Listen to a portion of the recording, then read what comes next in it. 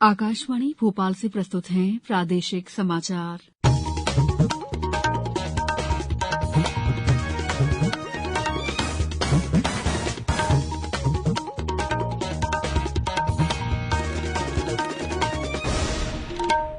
नमस्कार, समाचारों के साथ मैं दीपा सिंह।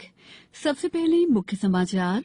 प्रधानमंत्री नरेंद्र मोदी कल 71,000 नवनियुक्त कर्मियों को वर्चुअली नियुक्ति पत्र देंगे। इंदौर में कल स्टार्टअप पॉलिसी के तहत देश के प्रतिष्ठित 10 संस्थानों के साथ एमओयू किया जाएगा और भोपाल स्थित नेहरू युवा केंद्र संस्थान का स्वर्ण जयंती वर्ष मनाया गया। अब समाचार विस्तार से।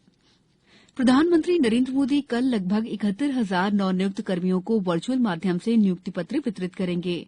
प्रधानमंत्री इन कर्मियों को संबोधित भी करेंगे। नियुक्ति पत्रों की प्रतियां देशभर के 45 संस्थानों पर नवनियुक्त कर्मियों को सौंपी जाएंगी। रोजगार सृजन को मुख्य प्राथमिकता देने की प्रधानमंत्री की प्रतिबद्धता पूरी करने की दिशा में ये रोजगार मेला महत्वपूर्ण कदम है। इंदौर के ब्रिलियंट कन्वेंशन सेंटर में मुख्यमंत्री शिवराज सिंह चौहान के मुख्य आतिथ्य में स्टार्टअप पॉलिसी के तहत देश की प्रतिष्ठित शासकीय और गैर शासकीय 10 संस्था के साथ कल 22 नवंबर को एमओयू होगा। स्टार्टअप और एमएसएमई से जुड़ी और उनके लिए कार्य कर रही संस्थाओं का सहयोग लिए जाने के लिहाज से ये अहम पहल है। कार्यक्रम में भारत सरकार की संस्था open network for digital commerce के साथ भी एमओयू किया जाएगा। ये वाणिज्य और उद्योग मंत्रालय के तहत उद्योग और आंतरिक व्यापार संवर्धन विभाग की एक पहल है। ओएनडीसी ओपन प्रोटोकॉल पर आधारित एक नेटवर्क है। इसके साथ एमओयू से प्रदेश की एमएसएमई और स्टार्टअप्स को लाभ और सहयोग प्राप्त होगा। केंद्र सरकार ने ई कॉमर्स में फर्जी और भ्रामक समीक्षाओं से उपभोक्ताओं के हितों की रक्षा के लिए पहल की है। उपभोक्ता कार्य विभाग सचिव रोहित कुमार सिंह ने आज नई दिल्ली में इसकी रूपरेखा की शुरुआत की। ये मानक हर उस ऑनलाइन प्लेटफॉर्म पर लागू होंगे जो उपभोक्ता समीक्षाएं प्रकाशित करता है। इन मानकों का अनुपालन शुरुआत में सभी ई कॉमर्स प्लेटफॉर्म के लिए स्वैच्छिक होगा।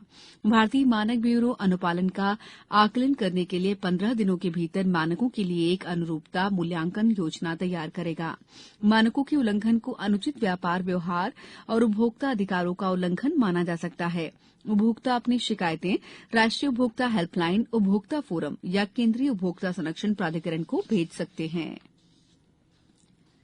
प्रदेश के लोक स्वास्थ्य और परिवार कल्याण मंत्री डॉ प्रभुराम चौधरी ने कहा है कि प्रदेश में बेहतर स्वास्थ्य सेवाएं प्रदान करने की दिशा में हम तेजी से आगे बढ़ रहे हैं। स्वास्थ्य मंत्री डॉ चौधरी ने आज वीडियो कॉल पर बड़वानी जिला अस्पताल, सिविल अस्पताल सेंधवा, अंजड़ प्राथमिक स्वास्थ्य केंद्र भवती और उप स्वास्थ्य केंद्र सालखेड़ा में पदस्थ चिकित्सकों और इन स्वास्थ्य संस्थाओं में उपचाररत मरीजों से वर्चुअली संवाद किया। उन्होंने मरीजों के हालचाल जाने और स्वास्थ्य केंद्रों में उन्हें दी जा रही सुविधाओं की भी जानकारी ली। स्वास्थ्य मंत्री ने डॉक्टर से संवाद कर कायाकल्प अभियान में की जा रही व्यवस्थाओं के बारे में भी जाना। गुजरात में विधानसभा चुनाव के पहले चरण का प्रचार तेज हो गया है। प्रधानमंत्री नरेंद्र मोदी ने सौराष्ट्र क्षेत्र के सुरेंद्रनगर में रैली की। पहले चरण में सौराष्ट्र, दक्षिण गुजरात और कच्छ की 89 सीटों के लिए 1 दिसंबर को मतदान होगा। इस चरण में 93 सीटों के लिए 5 दिसंबर को वोट डाले जाएंगे। समाचारों में वक्त है ब्रेक का। ये समाचार आप आकाशवाणी भोपाल से सुन रहे हैं। हमारे समाचारों को अब आप कभी भी और कहीं भी अपनी सुविधा के अनुसार सुन सकते हैं। ये समाचार बुलेटिन YouTube, ट्विटर और फेसबुक पर AIR न्यूज भोपाल पेज पर सुने जा सकते हैं। इसके अलावा आप हमारी वेबसाइट newsonair.nic.in पर या फिर AIR न्यूज ऐप पर भी समाचार सुन सकते हैं। ब्रेक के बाद समाचारों में आपका एक बार फिर स्वागत है। राजधानी भोपाल स्थित नेहरू युवा केंद्र संस्थान का स्वर्ण जयंती वर्ष वाल्मी में मनाया गया। इस संगठन के 50 साल पूरे होने पर आयोजित समारोह में छत्तीसगढ़ की राज्यपाल अनुसुईया उइके भी शामिल हुई और उन्होंने विविध क्षेत्रों में उपलब्धि हासिल करने वाले युवाओं का सम्मान किया। सम्मान समारोह में संस्कृति मंत्री उषा ठाकुर, नेहरू युवा केंद्र के निदेशक सुरेंद्र शुक्ला, अतिरिक्त पुलिस महानिदेशक मनीष शंकर और दूरदर्शन तथा आकाशवाणी भोपाल की समाचार प्रमुख पूजा पी वर्धन खासतौर पर उपस्थित रहीं।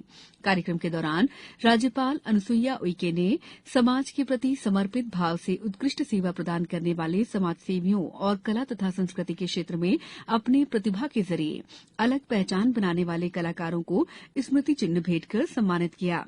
वहीं नेहरू युवा केंद्र के राज्य निदेशक RN त्यागी, उप निदेशक डॉक्टर सुरेंद्र शुक्ला ने सरोकारी खबरों के प्रति दूरदर्शन और आकाशवाणी के योगदान को याद करते हुए समाचार प्रमुख पूजा विवर्धन को बधाई और शुभकामनाएं दी।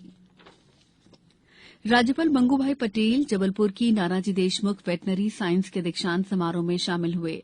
उन्होंने छात्र छात्राओं को उपाधि प्रदान की। 3 साल बाद हुए 6वें दीक्षांत समारोह में 900 से ज्यादा छात्रों को डिग्री दी गई। इनमें से 16 विद्यार्थियों को स्वर्ण पदक और उपाधि प्रदान की गई। वहीं इस बार मानद उपाधि डॉक्टर आदित्य मिश्रा को प्रदान की गई। दीक्षांत समारोह में नानाजी देशमुख की 9 फीट ऊंची मूर्ति का भी अनावरण किया गया। भारत ने आज आर्टिफिशियल इंटेलिजेंस के लिए वैश्विक साझेदारी समूह की अध्यक्षता ग्रहण की। ये समूह मानव केंद्रित विकास और आर्टिफिशियल इंटेलिजेंस के दायित्वपूर्ण उपयोग में सहायता के लिए अंतर्राष्ट्रीय पहल है। इलेक्ट्रॉनिक्स और सूचना प्रौद्योगिकी राज्य मंत्री राजीव चंद्रशेखर ने टोक्यो में समूह की बैठक में वर्चुअल माध्यम से भाग लिया। इस दौरान भारत ने फ्रांस से प्रतीकात्मक रूप से समूह की अध्यक्षता ग्रहण की। भारत ने इससे पहले इंडोनेशिया के बाली में G20 संगठन की अध्यक्षता प्राप्त की थी। गोवा में भारतीय अंतर्राष्ट्रीय फिल्म समारोह के आज भारतीय पैनोरमा शुरू हुआ। इसकी शुरुआत पृथ्वी कोनानूर द्वारा निर्देशित कन्नड़ फीचर फिल्म हेडिने लेंटू के प्रदर्शन के साथ हुई। इस खंड में 25 फीचर फिल्में और 20 गैर फीचर फिल्में दिखाई जा रही हैं। सूचना और प्रसारण मंत्री अनुराग सिंह ठाकुर भारतीय पैनोरमा के उद्घाटन समारोह में शामिल हुए। इसमें विवेक अग्निहोत्री की कश्मीर फाइल्स और SS राजामौली की RRR फिल्म प्रदर्शित की जाएगी।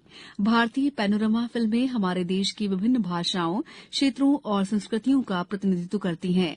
इस साल इस खंड के लिए कन्नड़, तेलुगु, मलयालम, मराठी, हिंदी, उड़िया, मणिपुरी, मैथिली और अंग्रेजी फिल्मों को चुना गया है। इस अवसर पर अनुराग सिंह ठाकुर ने उन फिल्म निर्माताओं को बधाई दी जिनकी फिल्में समारोह में दिखाई जा रही हैं। अब कुछ समाचार संक्षेप में। स्वीप कार्यक्रम के अंतर्गत नर्मदापुरम जिले में निर्वाचन साक्षरता क्लब के माध्यम से निरंतर विविध कार्यक्रम और प्रचार प्रसार गतिविधियों का आयोजन किया जा रहा है।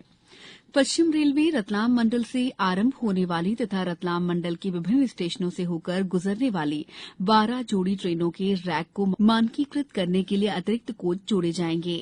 सीहोर में आज मुख्य निर्वाचन पदाधिकारी अनुपम राजन कलेक्ट्रेट सभाकक्ष में आयोजित बैठक में मतदाता सूची के संक्षिप्त पुनरीक्षण की गतिविधि की विधानसभावार विस्तार से समीक्षा की।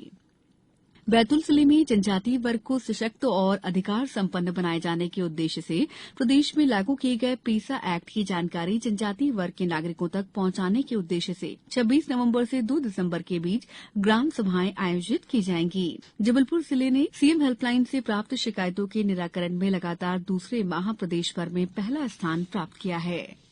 शिवपुरी जिले में खेल और युवा कल्याण विभाग द्वारा विभिन्न कार्यक्रम कर खिलाड़ियों को अनेक अवसर प्रदान किए जाने के उद्देश्य से जिले के सभी विकासखंडों में निर्धारित तिथियों में मुख्यमंत्री कप प्रतियोगिता आयोजित की जाएगी। रायसेन जिले के विश्व प्रसिद्ध पर्यटन स्थल सांची में मध्यप्रदेश शासन और श्रीलंका महाबोधि सोसाइटी सांची द्वारा 26 और 27 नवंबर को चेतियागिरी विहार सांची के 70वें वार्षिकोत्सव और गौतम बुद्ध के 2 प्रधान शिष्यों अरहत सारिपुत्र और अरहत महामोगलान के पवित्र अस्थि अवशेष दर्शन और पूजन समारोह आयोजित किया गया है। छिंदवाड़ा में राजा शंकर शाह विश्वविद्यालय छिंदवाड़ा द्वारा 21 से 23 नवंबर तक 3 दिवसीय विश्वविद्यालयीन स्तरीय युवा उत्सव आयोजित किया जाएगा। इस बुलेटिन में इतना ही। दीजिए इजाजत। नमस्कार।